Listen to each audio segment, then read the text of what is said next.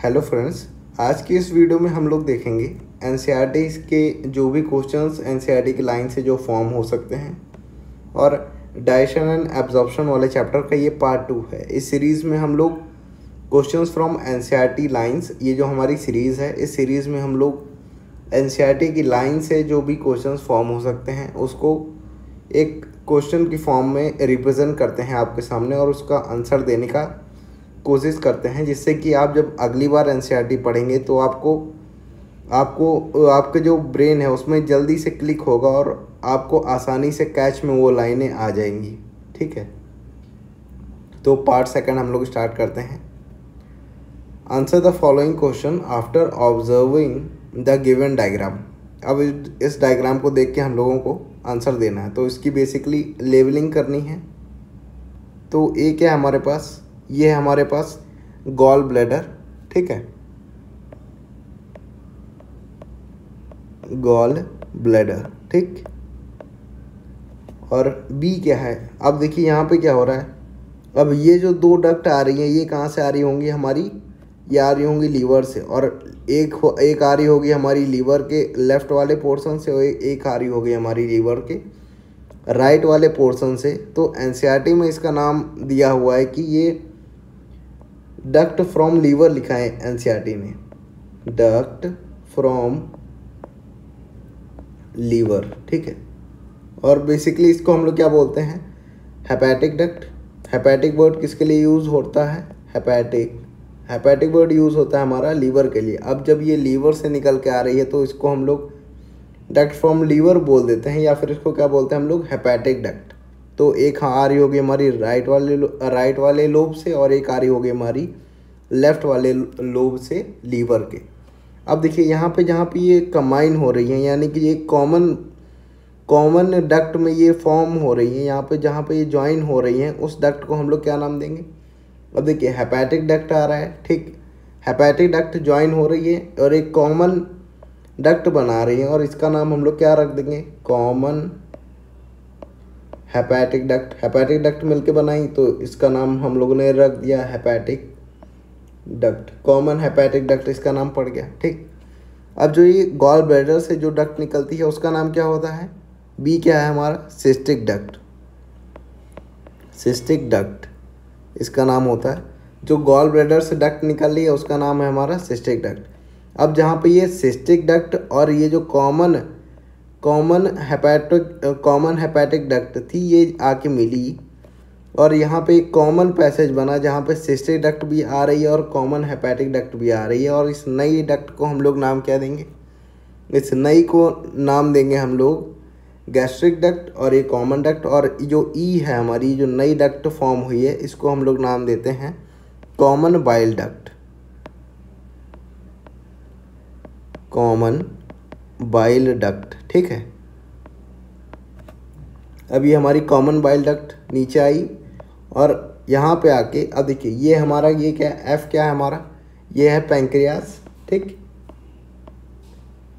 Pancreas, और ये जो आई हमारा पैंक्रियास के अंदर क्या होगी, पैंक्रियास के अंदर पैंक्रियास की डक्ट होगी, तो पैंक्रियास के डक्ट को हम लोग क्या बोलेंगे, पैंक्रियाटिक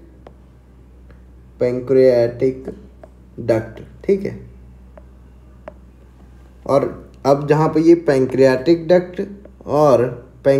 डक्ट और ये जो हमारी कॉमन बाइल डक्ट आ रही है ये एक नई डक्ट में फॉर्म हुई, या ये ज्वाइन हुई और एक नई डक्ट फॉर्म की, जिसे हम लोग क्या बोलेंगे, इस नई डक्ट को क्या बोलेंगे। देखिए एक तो लीवर से आ रही है यानी कि हेपेटो, और एक कहाँ से आ रही है हमारी, पैंक्रियास यानी कि hepato pancreatic duct, hepato pancreatic duct. एक तो हेपेटिक यानी कि लीवर से आ रही है डक्ट और एक पैंक्रियास से आ रही है, तो इस कॉमन जहाँ पे ये मिली आके तो उसे इस वाली डक्ट को हम लोगों ने क्या नाम दिया, हेपेटो पैंक्रियाटिक डक्ट। और जी क्या है हमारा, इंटेस्टाइन का पहला पार्ट, स्मॉल इंटेस्टाइन का पहला पार्ट, जिसमें जो हमारा पैंक्रियाज ओपन होता है जिसे हम लोग क्या बोलते हैं, डिओडेनम। ठीक है, तो ये थी हमारी इसकी लेबलिंग। अब अगले क्वेश्चन की तरफ बढ़ते हैं। A bile duct and the pancreatic duct open together into the duodenum as the common। अब जो हम लोगों ने देखा था अभी, जो पैंक्रियाटिक डक्ट थी और जो बाइल डक्ट थी वो हमारी कहाँ पे ओपन हो रही थी? बाइल डक्ट और पैंक्रियाटिक डक्ट हमारी जब ये कॉमन ओपन होगी तब इसको हम लोग क्या बोलेंगे? बाइल डक्ट और पैंक्रियाटिक डक्ट जब कॉमन ओपन हो रही तो हम लोगों ने क्या बोला? हेपेटो पैंक्रियाटिक डक्ट, ठीक, which is guarded by a inspector. अब यहाँ पे क्या होता है? एक इंस्पेक्टर प्रेजेंट होता है जिसे हम लोग क्या बोलते हैं? Inspector of OD. तो बी क्या हो जाएगा हमारा? इंस्पेक्टर ऑफ ओडी, जो कि इसका जो फ्लो है उसको मेंटेन करता है। इसमें जो भी हमारे एंजाइम्स फ्लो होंगे उसे मेंटेन करता है। तो इस वाले इंस्पेक्टर को क्या बोल देंगे हम लोग? Inspector of OD. ये कहाँ पे प्रेजेंट होगा? यहाँ पे प्रेजेंट होगा हमारा इंस्पेक्टर ऑफ ओडी, ठीक है। अगला क्वेश्चन है the exocrine part of pancreas secrete. अब देखिए एक्सोक्राइन पार्ट जो है, एक्सोक्राइन पार्ट जो हमारा सिक्रीट करता है क्या? पैंक्रियाटिक जूस सिक्रीट करता है हमारा एक्सोक्राइन पार्ट। और जो हमारा एंडोक्राइन पार्ट है वो क्या हमारा रिलीज़ करता है? ये हमारा रिलीज़ करेगा हार्मोन्स। अब इसको हम लोग ऐसे याद रख सकते हैं कि जो एक्सोक्राइन पार्ट है, देखो एक्सो का मतलब एग्जिट और एग्जिट का मतलब बाहर, और हम लोग बाहर से ऑर्डर करते हैं जूस वगैरह, तो बाहर से क्या आएगा? यानी कि जो एग्जिट वाला पार्ट है, जो एक्सो वाला पार्ट है, वहाँ से क्या आएगा? हमारा जूस आएगा। हम लोग बाहर से बोलते हैं ना कि जूस लेते हैं ना दुकान से, तो बाहर से क्या आ रहा है? जूस आ रहा है। यानी कि जो एक्सोक्राइन पार्ट है पैंक्रियास का वो रिलीज़ करता है पैंक्रियाटिक जूस, और जो हमारा एंडोक्राइन पार्ट हो जाएगा वो क्या रिलीज़ करेगा? हमारा हार्मोन्स, ठीक। अगला क्वेश्चन है what is the two major function of buccal cavity. अब देखिए बकल कैविटी का जो मेजर फंक्शन है वो पहला क्या परफॉर्म करती है? पहला मेजर फंक्शन है हमारा मैस्टिकेशन ऑफ फूड। जो हमारा फूड आया है उसका सरफेस एरिया इंक्रीज करना है, उसको अच्छे से मैस्टिकेट करना है और बड़े टुकड़ों को छोटे टुकड़ों में तोड़ना है, ठीक है। तो पहला क्या है हमारा? Mastication of food. और दूसरा क्या है? सैलोइंग, यानी कि उसको लिगलने का काम। सैलोइंग ऑफ फूड, उसको जो लिगलना है उसको अब आगे पहुंचाना है, लिगलना है। और एनसीईआरटी सैलोइंग की जगह पे एक और वर्ड यूज़ करती है जिसे हम लोग क्या बोलते हैं? डेग्लूटिनेशन। ये आपको रिमेंबर रखना है, ठीक। 35 क्वेश्चन क्या है हमारे पास? Dash is saliva in saliva help in lubrication. अब देखिए lubrication and adhering the masticated food particle into uh. अब देखिए लुब्रिकेशन जहाँ पे वर्ड आ रहा है वहाँ पे 90% चांसेस होते हैं कि म्यूकस आएगा, क्योंकि म्यूकस हमारा ज़्यादातर लुब्रिकेशन का काम करता है। तो यहाँ पे भी जो सलाइवा में है जो लुब्रिकेशन प्रोवाइड कर रहा है तो वो कौन है? हमारा म्यूकस, ठीक है। और बी क्या है? देखिए जब सलाइवा बनता है, सलाइवा यानी कि जो लार है, सलाइवा प्लस फूड या फिर फूड पार्टिकल, तो ये क्या बनाते हैं? हमारे बोलस, ठीक। जो हमारा जब सलाइवा फूड में मिक्स हो जाता है ना तो उसे हम लोग क्या बोलेंगे? बोलस। और ये बोलस हमारा उतरेगा स्टमच में, और जब स्टमच में जब ये मिक्स होता है हमारा स्टमच में, जब बोलस बोल दो या फिर जो फूड हमारा अंदर जा रहा है, जब स्टमच में जो हमारी गैस्ट्रिक जूस है, यानी कि गैस्ट्रिक जूस प्लस फूड, तब इसे हम लोग क्या बोलेंगे? उस स्टेज पे हम लोग बोलेंगे इसको चाइम। इसमें सबसे ज़्यादा कन्फ्यूजन होता है। यानी कि जब मुंह में था तो आया हमारा बोलस, यानी कि जब उसमें सलाइवा वर्क कर रहा था तो हमारा बोलस, और जब स्टमच में चला गया, गैस्ट्रिक जूस में चला गया, गैस्ट्रिक जूस और फूड मिलकर क्या बना दिया? चाइम। तो यहाँ पे बी है हमारा ऑप्शन हो जाएगा bolus. Question number 36 the dash control the passage of food into the stomach. अब देखिए स्टमच में जो है फूड आ चुका है, ये हमारा ईसोफेगस या फिर फूड पाइप, और ये है हमारा स्टमच, ठीक। अब यहाँ पे प्रेजेंट होता है हमारा वॉल्व या फिर बोल दो इंस्पेक्टर। अब इस इंस्पेक्टर का क्या नाम होता है? इस इंस्पेक्टर का नाम होता है हमारा, इस इंस्पेक्टर का नाम हम लोग क्या बोलते हैं? देखिए ईसोफेगस से आ रहा है और गैस्ट्रो स्टमच के लिए वर्ड क्या हम लोग यूज़ करते हैं? गैस्ट्रो, ठीक। और कहाँ से आ रहा है हमारा? फूड पाइप, यानी कि ईसोफेगस से फूड पाइप से आ रहा है, तो हम लोग क्या बोलेंगे? गैस्ट्रो। कहाँ पे प्रेजेंट है? गैस्ट्रो जहाँ पे प्रेजेंट है उसका नाम पहले आया, gastro oesophageal inspector, oesophageal inspector.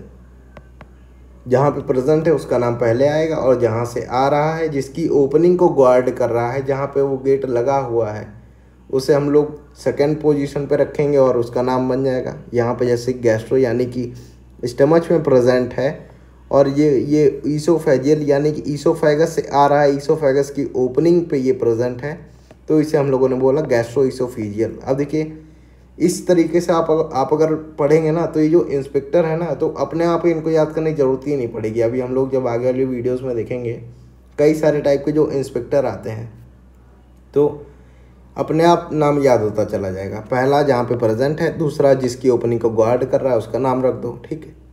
अगला क्वेश्चन क्या है? Name the enzyme found in saliva. अब सलाइवा में हमारा कौन सा एंजाइम मिलेगा? सलाइवा में मिलेगा हमारा सलाइवरी एमाइलेज, सलाइवरी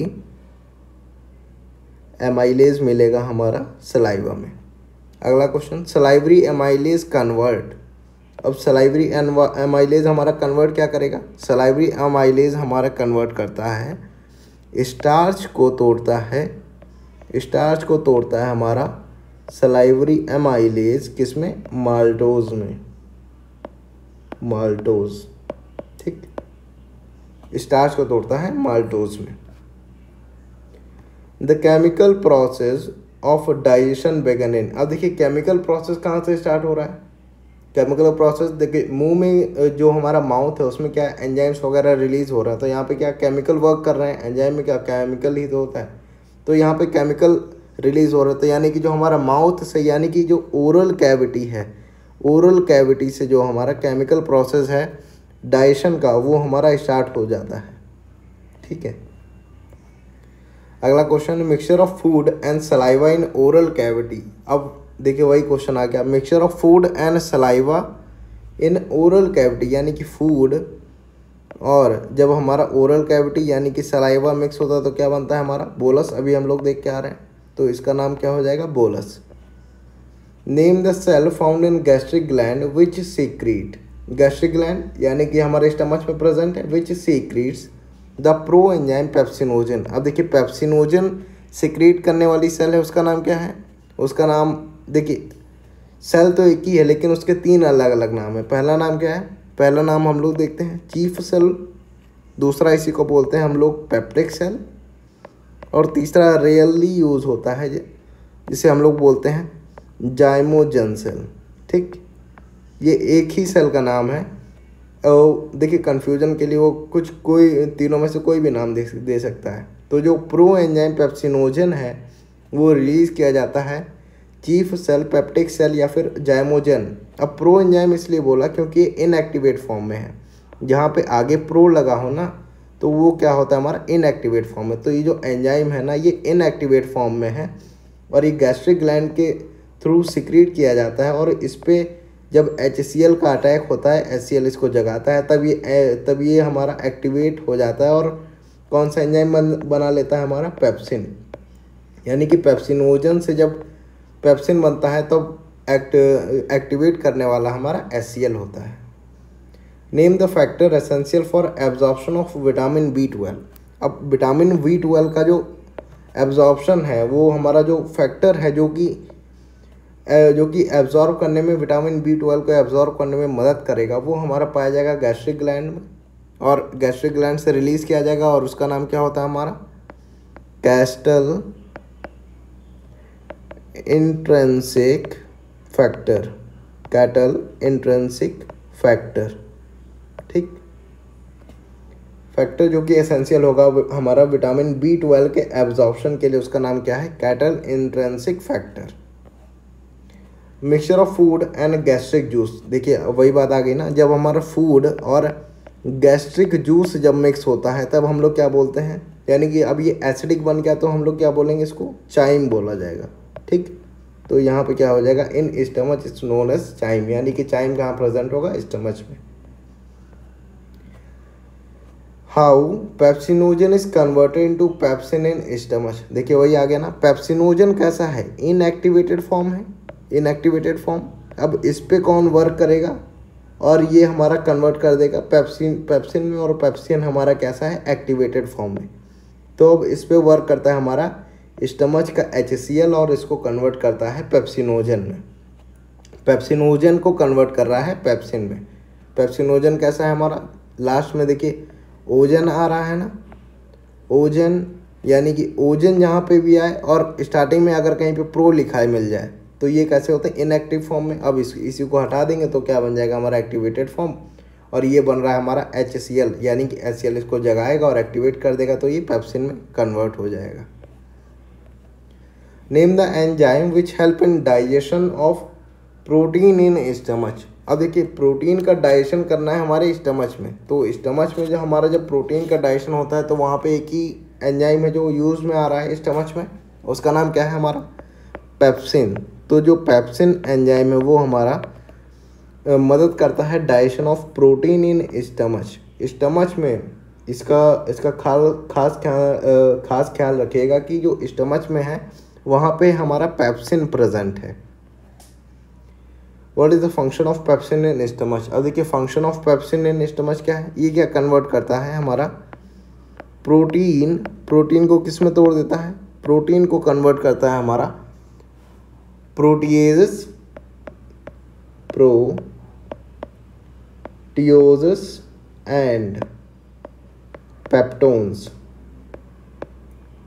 किस में कन्वर्ट करता है, प्रोटीएजेस और पेप्टोन्स में। क्या कौन, पेप्सिन हमारा कन्वर्ट कर देता है हमारा प्रोटीन को प्रोटीओजेस और पेप्टोन्स में स्टमच के अंदर। ठीक, name the inactive enzyme present in pancreatic juice. अब देखिए पैंक्रियाटिक जूस जो होता है ना उसमें लगभग जो 90 से 80% जो भी एंजाइम्स हैं वो कैसे हैं, इनएक्टिवेटेड फॉर्म में जो रिलीज होते हैं। अब पैंक्रियाटिक जूस में कई सारे एंजाइम मिलते हैं तो हम लोग देख लेते हैं। पहला आता है हमारा ट्रिप्सिनोजन,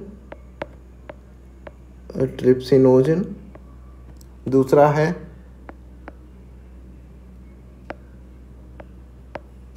जाइमोट्रिप्सिनोजन, और उसके बाद आता है प्रो कार्बोक्सी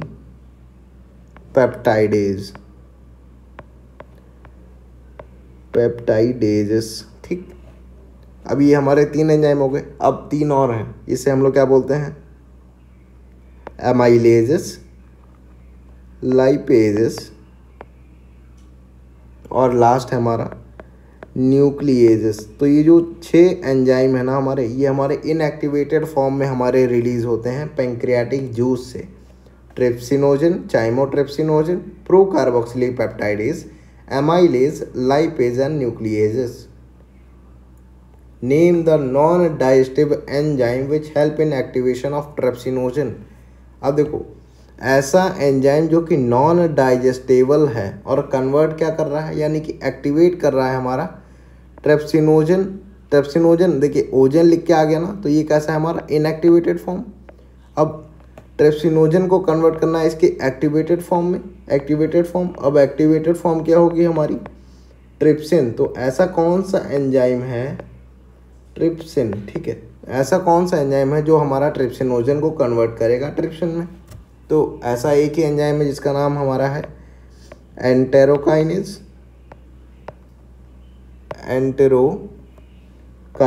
और एंटेरोकाइनेज हमारा किसके थ्रू रिलीज होता है, स्मॉल इंटेस्टाइन के through. Enterokinase is secreted by, देखिए enterokinase is secreted by, enterokinase हमारा सिक्रीट होता है हमारा इंटेस्टाइनल म्यूकोसा के थ्रू जो हमारा एंटेरोकाइनेज एंजाइम है वो रिलीज होता है।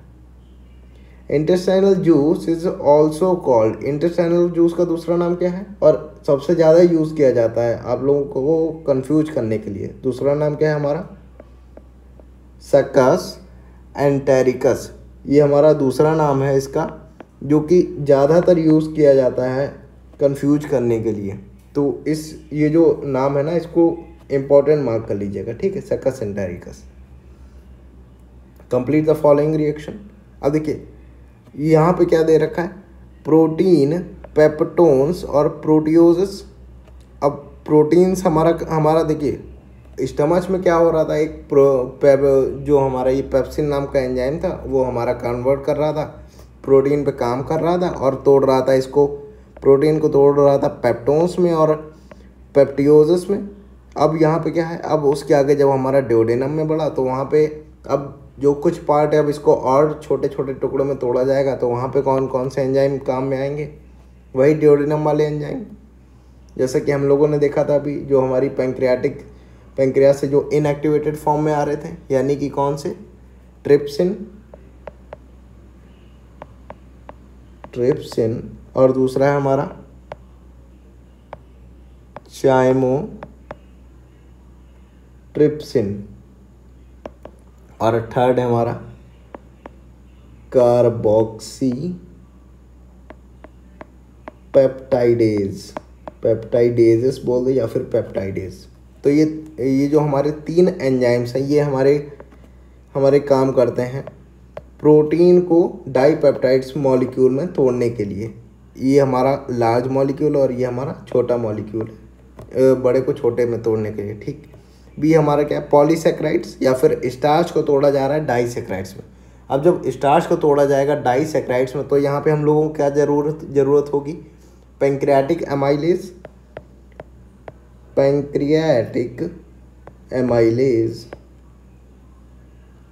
क्या करता है हमारा? स्टार्च को कन्वर्ट करता है डाइसेक्राइड में, और ये पैंक्रियास से रिलीज होता है तो इसको हम लोगों ने क्या बोल दिया? Pancreatic amylase. अगला क्वेश्चन है, fat is convert into disaccharides and disaccharide is convert into monosaccharides. अब जब हमारा फैट कन्वर्ट हो रहा है डाइसेक्राइड्स में तो ये हमारी किसकी प्रेजेंस में टूटेगा? ये हमारा टूटेगा पैंक्रियाटिक लाइपेज की प्रेजेंस में। पैंक्रियाटिक यानी कि पैंक्रियास से रिलीज होने वाला लाइपेज, इसलिए इसका नाम पड़ गया पैंक्रियाटिक लाइपेज, जो कि कन्वर्ट करता है हमारा फैट को डाइग्लिसराइड्स में कन्वर्ट कर देता है। अब डी है, न्यूक्लिक एसिड कन्वर्ट कर रहा है हमारा, न्यूक्लिक एसिड को तोड़ रहा है न्यूक्लियोटाइड्स में और न्यूक्लियोटाइड्स को तोड़ रहा है हमारा न्यूक्लियोसाइड्स में। तो ऐसा एक ही एंजाइम है। देखिए न्यूक्लिक एसिड को तोड़ रहा है तो हम लोग नाम क्या रखेंगे? अब इसी के नाम पे आएगा जो भी नाम आएगा। तो जो हमारा न्यूक्लिक एसिड वाला ना, इसका सबसे आसान हो जाता है क्योंकि इसका जिसको तोड़ना है उसी के नाम पे आएगा। अब देखिए न्यूक्लिक एसिड को तोड़ रहा है तो इसका नाम क्या हो जाएगा? न्यूक्लिएजेस, ठीक। अब name the enzyme found in following reaction. Dipeptides को तोड़ना है अमीनो एसिड में। अब देखिए इससे भी छोटी यूनिट्स में हम लोगों को तोड़ना है। प्रोटीन्स को तोड़ा था हम लोगों ने डाइपेप्टाइड्स में, अब यहाँ पे क्या बोल रहा है कि डाइपेप्टाइड्स को तोड़ना है अमीनो एसिड में। अब डाइपेप्टाइड्स को तोड़ना है तो कौन सा हमारा एंजाइम आएगा? ये भी आसान है, इसके आगे एज लगा दो, एंजाइम बन गया। कौन सा? डाइपेप्टाइडेज नाम का एंजाइम आएगा। और माल्टोज को कन्वर्ट करना है हमारा ग्लूकोज और ग्लूकोज में, तो क्या आएगा हमारा? माल्टेज, ठीक। उसके बाद लैक्टोज को तोड़ना है हम लोगों को ग्लूकोज और गैलेक्टोज में, तो इसका नाम क्या आएगा हमारा? लैक्टेज। देखिए बहुत ही आसान है, इसी नाम के आगे एज लगा दो तो एंजाइम बन गया। जिस नाम के आगे एज लगा हो वो समझ लीजिए कि एंजाइम है। अगला क्वेश्चन क्या है? अब देखिए सुक्रोज को तोड़ना है ग्लूकोज और फ्रक्टोज में तोड़ना है तो नाम क्या आ जाएगा हमारा? सुक्रेज या फिर सुक्रेज। अब देखिए न्यूक्लियोटाइड्स को तोड़ना है न्यूक्लियोसाइड में। अब तोड़ना किसको? न्यूक्लियोटाइड को, तो नाम क्या आएगा हमारा? न्यूक्लियोटाइडेज, ठीक। अब न्यूक्लियोसाइड बन गया। अब न्यूक्लियोसाइड को तोड़ना है हम लोगों को शुगर एंड बेसिस में, तो न्यूक्लियोसाइड को तोड़ रहे तो क्या नाम आएगा हमारा, न्यूक्लियोसाइडेजेस या फिर न्यूक्लियोसाइडेज। अब अगला क्या है, डाई एंड मोनोग्लिसराइड्स को तोड़ना है हम लोगों को फैटी एसिड या फिर ग्लिसरॉल, या फिर जो हम लोग बोलते हैं ग्लिसरॉल बोला जाएगा, यहाँ पे मिसप्रिंट हो गया है, ग्लिसरॉल, ठीक। डाई या फिर मोनोग्लिसराइड को तोड़ना है फैटी एसिड और ग्लिसरॉल में। इसमें हम लोगों का क्या काम आएगा, इंटेस्टाइनल लाइपेज, इंटेस्टाइन से रिलीज होने वाला, यानी कि इंटेस्टाइनल, और लाइपेज है जो कि कन्वर्ट कर रहा है हमारा, लाइपेज का काम क्या है, ग्लिसराइड्स को कन्वर्ट करना या फिर मोनो डाई ग्लिसराइड्स को कन्वर्ट करना फैटी एसिड और ग्लिसरॉल्स में। तो इसका ये हमारा क्या करता है, लाइपेज ये काम करता है, क्योंकि इंटेस्टाइन से रिलीज हो रहा है तो इंटेस्टाइनल लाइपेज। अगला क्वेश्चन है, maximum absorption of digested food take place in. अब देखिए मैक्सिमम एब्जॉर्प्शन पूछ रहा है और वो भी डाइजेस्टेड फूड का। अब इसको सुनते ही सबसे पहला देखिए एब्जॉर्प्शन का नाम सबसे पहले सुनते ही सबसे पहला दिमाग में क्या आता है, लार्ज इंटेस्टाइन, ठीक। अब लार्ज इंटेस्टाइन में फूड का जो एब्जॉर्प्शन है वो होता ही नहीं है, और यहाँ पे क्या एब्जॉर्ब किया जाता है, वाटर, ठीक है। बाकी ज़्यादातर जो भी एब्जॉर्ब करने का और उसको डाइजेस्ट करने का और एब्जॉर्ब करने का काम कौन कर देता है, हमारा स्मॉल इंटेस्टाइन। तो ये भी जो मैक्सिमम एब्जॉर्प्शन है वो कहाँ पे होगा, हमारा स्मॉल इंटेस्टाइन के। और स्मॉल इंटेस्टाइन के कौन से 3 पार्ट, DJI यानी कि ड्यूोडेनम, जेजिनम और इलियम, ठीक। और सबसे ज़्यादा एब्जॉर्प्शन कौन सा कर रहा है पार्ट, उसका नाम है हमारा जेजिनम, यानी कि जो सेकंड वाला पार्ट है वो हमारा क्या कर रहा है, सबसे ज़्यादा डाइजेशन को जो एब्जॉर्ब कर रहा है वो हमारा सेकंड वाला पार्ट कर रहा है, ठीक। अब देखिए एनसीईआरटी लिखती है स्मॉल इंटेस्टाइन के जो भी तीनों पार्ट हैं उनके लिए एक एक लाइन या फिर एक एक वर्ड लिख रही है। ड्यूोडेनम के लिए क्या लिखेगी, सी शेप्ड, ड्यूोडेनम के लिए क्या लिखा गया है, सी शेप्ड। और जेजिनम के लिए क्या लिखा गया है, लॉन्ग कॉइल्ड, यानी कि लंबी है और कॉइल्ड है, ठीक है। और इलियम जो कि लास्ट पार्ट है हमारा स्मॉल इंटेस्टाइन के लिए, उसके लिए वर्ड क्या यूज़ हुआ है, हाईली कॉइल्ड, हाईली कॉइल्ड। अब यहाँ पे सबसे ज़्यादा कन्फ्यूजन आता है, बच्चे कॉइल्ड तो पढ़ लेते हैं लेकिन यहाँ पे क्या दे रखा है कि लॉन्ग कॉइल्ड एक जगह बोला है जेजिनम के लिए, और इलियम के लिए क्या बोला है, हाईली कॉइल्ड। तो इसका हम लोगों को ध्यान रखना है, ठीक। Name the process by which glucose and some amino acids are absorbed in small intestine। अब देखिए स्मॉल इंटेस्टाइन में इनका एब्जॉर्प्शन करना है ग्लूकोज और अमीनो एसिड्स का, तो ये हमारे जाएंगे कैसे, फैसिलिटेटेड ट्रांसपोर्ट के थ्रू, फैसिलिटेटेड ट्रांसपोर्ट, ठीक, फैसिलिटेटेड ट्रांसपोर्ट के थ्रू ये जाएंगे। ट्रांसपोर्ट ऑफ वाटर, अब देखिए वाटर का जो ट्रांसपोर्ट है ना वो ज़्यादातर कंडीशन में क्या होता है, ऑस्मोसिस पे डिपेंड करता है, यानी कि यहाँ पे भी क्या आएगा, upon the osmotic gradient, osmotic gradient यानी कि हाई टू लो में जाएगा ऑस्मोटिक ग्रेडियंट। वाटर देखिए जहाँ पे भी आएगा बहुत ही रेयर है, कम चांस होगी, रेयर तो नहीं कहेंगे, कम चांस होगी जहाँ पे इसका जो लो से हाई की तरफ जाए। लेकिन वैसे नॉर्मल कंडीशन में कैसा जाता है, ये हमारा हाई से कैसा जाएगा, जहाँ पे ज़्यादा भरा हुआ है, हाई कंडीशन से लो कंडीशन में जाएगा जहाँ पे कम है, तो इसे हम लोग क्या बोलते हैं, osmotic gradient. Fatty acid and glycerol are not absorb into blood. अब देखिए फैटी एसिड और जो हमारे ग्लिसरॉल्स होते हैं ये हमारे ब्लड में नहीं एब्जॉर्ब हो पाते हैं, डायरेक्टली नहीं एब्जॉर्ब हो पाते हैं, ऐसा हम लोग कहें तो ठीक रहेगा। फैटी एसिड ग्लिसरॉल जो हमारे डायरेक्टली एब्जॉर्ब नहीं हो पाते हैं ब्लड में, क्योंकि ब्लड में क्या होता है, वाटर, ब्लड जो हमारा है वो ज़्यादातर किससे बना है, वाटर से। और वाटर में जो हमारे फैटी एसिड और ग्लिसरॉल्स होते हैं ये कैसे होते हैं, हमारे हाइड्रोफोबिक, यानी कि ये वाटर में मिक्स नहीं होते हैं। अब इनकी मिक्सिंग हो नहीं रही है तो ये एब्जॉर्ब भी नहीं होंगे। तो इनको एब्जॉर्ब किया जाएगा कुछ इनमें मॉडिफिकेशंस करके, ठीक है। अब यहाँ पे वो हमारी मॉडिफिकेशंस बताई गई हैं। Fill in the blank and complete the following paragraph. Fatty acid and glycerol being, ये क्या है हमारा, इनसॉल्युबल, ठीक, and can not be absorb into the blood. Insoluble है इसलिए हमारा ये जो ब्लड में है एब्जॉर्ब नहीं हो पा रहा है। They are first incorporated into small droplets. ये पहले क्या की जाएगी, इनको स्मॉल ड्रॉपलेट्स में तोड़ा जाएगा, जिससे कि हम लोग क्या बोलेंगे, अब डायरेक्ट तो नहीं होगा लेकिन इनडायरेक्ट वे में इनको कराया जाएगा। तो इनको हम लोगों ने पहले क्या किया, इनको सबसे पहले तोड़ा हम लोगों ने स्मॉल ड्रॉपलेट्स में, और इन ड्रॉपलेट्स को हम लोगों ने क्या बोला, माइसेल्स, ठीक है। अब विच मूव, अब जो हमारी माइसेल्स है which move into the intestinal, अब ये कहाँ जाएगी, हमारी इंटेस्टाइनल म्यूकोसा। अब ये सी क्या है हमारा, इंटेस्टाइनल म्यूकोसा में चली जाएगी। माइसेल की परमेबिलिटी है म्यूकोसा में, अभी म्यूकोसा में चली गई।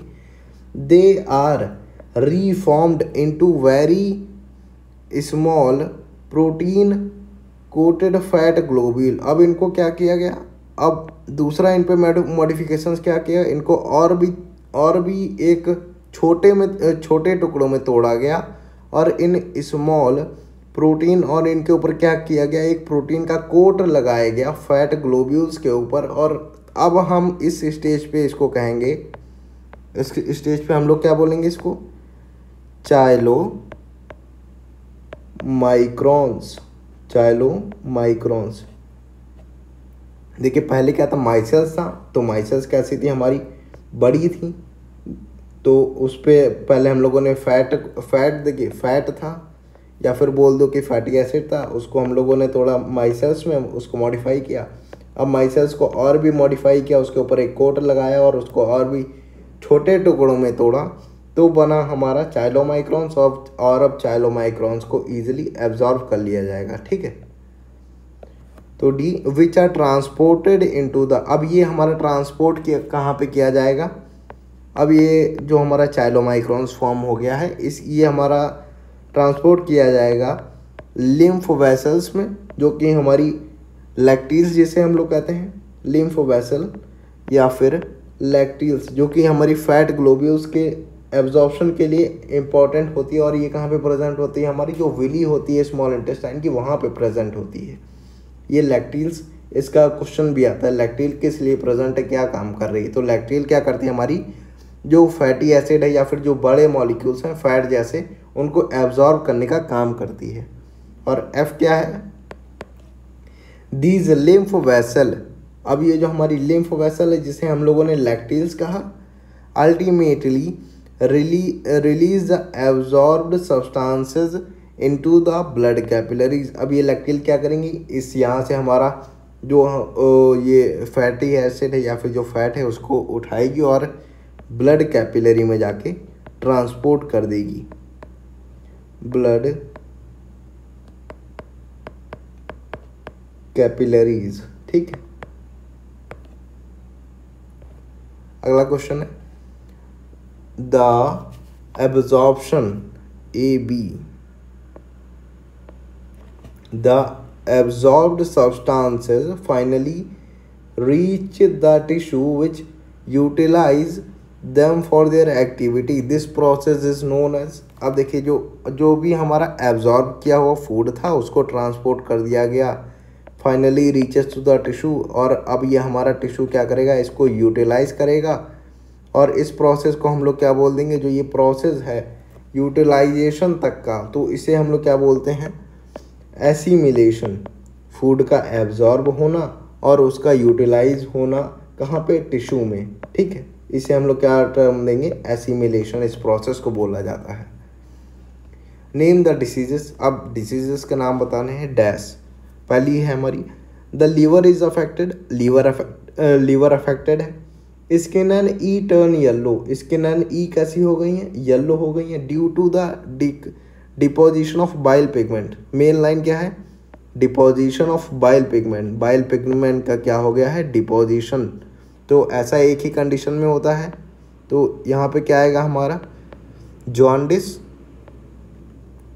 जॉन्डिस, जॉन्डिस में क्या होता है, हमारा जो बाइल पिगमेंट है उसका डिपोजिशन हो जाता है, जिसकी वजह से जो हमारी स्किन है और जो हमारी ईज हैं, आँखें हैं, वो कैसी हो जाती हैं, येलो हो जाती हैं।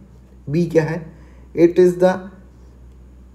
Is the election of stomach, election नहीं यार, ये इजेक्शन हो जाएगा। It is ejection of stomach content from the mouth. अब स्टमच से माउथ की तरफ आ रहा है तो ज़्यादातर आसार है कि वॉमिटिंग का होगा।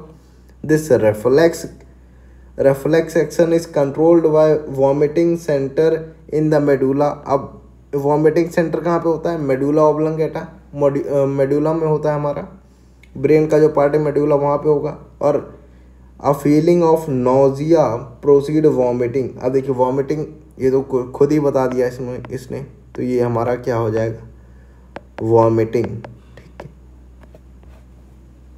ये क्या, the abnormal frequency of bowel movement. Important line क्या है, abnormal frequency of bowel movement. जब हमारे जो बॉवल्स की जो मूवमेंट है लार्ज इंटेस्टाइन में, उसमें क्या हो गया, एबनॉर्मल, एक नॉर्मल पैटर्न में नहीं चल रही है, कम हो रही है, बढ़ रही है। And increase liquidity of faecal discharge. Faecal discharge में क्या होता है, लिक्विडिटी इंक्रीज हो रही है, नोन एज डायरिया। अब देखिए खुद ही बता दिया, तो इसका आंसर भी क्या होगा, किसके बारे में बात हो रही है, डायरिया।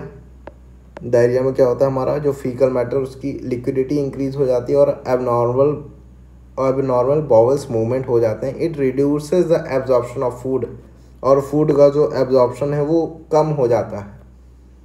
डी क्या है अगला, the faeces and retain within the rectum as the bowel movement occur irregularly. अब बॉवल मूवमेंट कैसी होगी हमारी, इनरेगुलरली। अब यहाँ पे कैसी थी हमारी, एबनॉर्मल थी, और यहाँ पे कैसी हो गई हमारी, इनरेगुलर। तो इसे हम लोग क्या बोलेंगे, कॉन्स्टिपेशन। ये क्या हो जाएगा, कॉन्स्टिपेशन। जब हमारी कैसी थी, एबनॉर्मल थी। ये वर्ड इम्पॉर्टेंट है, कैसी, जब एबनॉर्मल थी तो हमारा डायरिया आया, और जब इनरेगुलरली हो गई तो हमारा क्या आया, कॉन्स्टिपेशन आया। ठीक,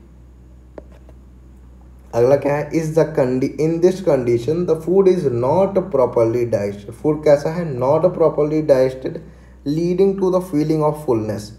इंपॉर्टेंट लाइन क्या है, फीलिंग ऑफ फुलनेस, कैसा लगेगा, भरा भरा पेट लगेगा। और इस कंडीशन को हम लोग क्या बोलते हैं,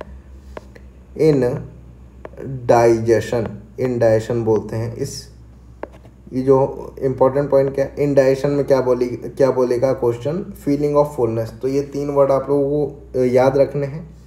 डायरिया, अगर abnormal frequency of bowel movement पूछ रहा है तो क्या बोलेंगे हम लोग, डायरिया।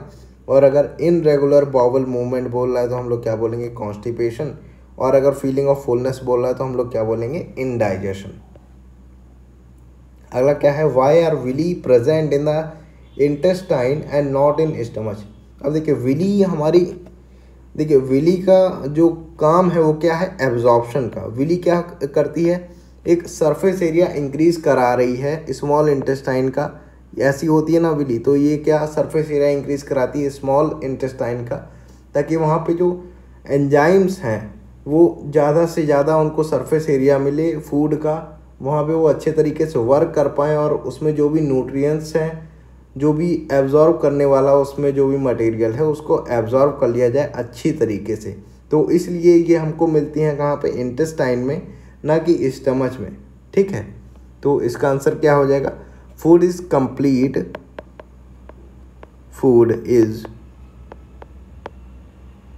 कंप्लीटली